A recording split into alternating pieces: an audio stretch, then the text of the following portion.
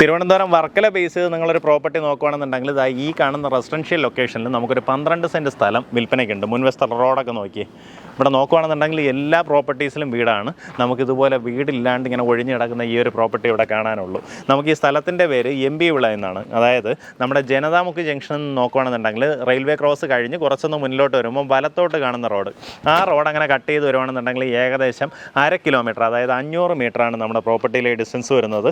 ഇനി അതല്ല, ജനതാമുക്കിന് തൊട്ട് മുമ്പുള്ള പുന്നമൂട് ജംഗ്ഷൻ ആ ഒരു റെയിൽവേ ക്രോസിൽ നിന്നാണെങ്കിൽ റെയിൽവേ ക്രോസ് കഴിഞ്ഞ ഉടൻ തന്നെ വീണ്ടും ലെഫ്റ്റിലേക്ക് റോഡ് കട്ടാവും. അതുവഴി വന്നു കഴിഞ്ഞാൽ നമ്മുടെ ഈ പ്രോപ്പർട്ടിയിലേക്ക് വരാം.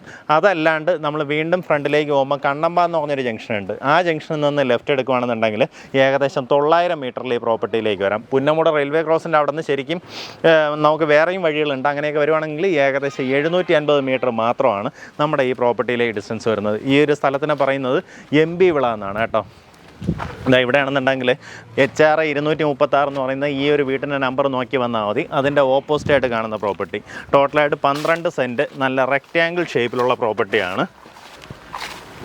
താല്പര്യമുള്ളവർക്ക് നേരിട്ട് ഇതിൻ്റെ ഉടമയെ വിളിച്ച് ബാക്കി കാര്യങ്ങൾ ഡീലാക്കാവുന്നതാണ്. ഈ പ്രോപ്പർട്ടിക്ക് ഉദ്ദേശിക്കുന്ന വില പെർ സെൻറ്റ് വന്നിട്ട് 3,10,000 രൂപയാണ് ഉദ്ദേശിക്കുന്ന വില. ഇപ്പോൾ ഇത്തിരി കാട് കയറി കിടപ്പുണ്ട്. നല്ല ലെവലായിട്ടുള്ള പ്രോപ്പർട്ടിയാണ്. ചുറ്റും 3 വശവും നമുക്ക് കോമ്പൗണ്ട് വാളോട് കൂടിയിട്ടുള്ള പ്രോപ്പർട്ടിയാണ്. പ്രോപ്പർട്ടി ഈസിലി ഐഡൻറ്റിഫൈ ചെയ്യാനായിട്ട് ഞാൻ ഓപ്പോസിറ്റുള്ള വീടൊന്ന് കാണിച്ചു തരാം.